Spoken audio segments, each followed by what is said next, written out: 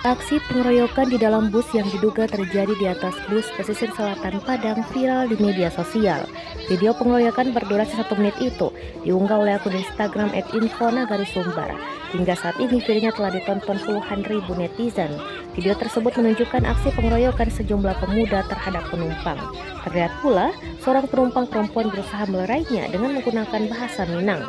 Kepala Satuan Reserse Kriminal Polres Pesisir Selatan, AKP Hendra Yose, mengaku masih menyelidiki kasus tersebut dan mencari pelakunya. Hendra menduga peristiwa terjadi bukan di bus pesisir selatan Padang, namun bisa saja di bus pariwisata. Hendra pun berharap warga yang menjadi korban segera melaporkan kejadian kepada polisi.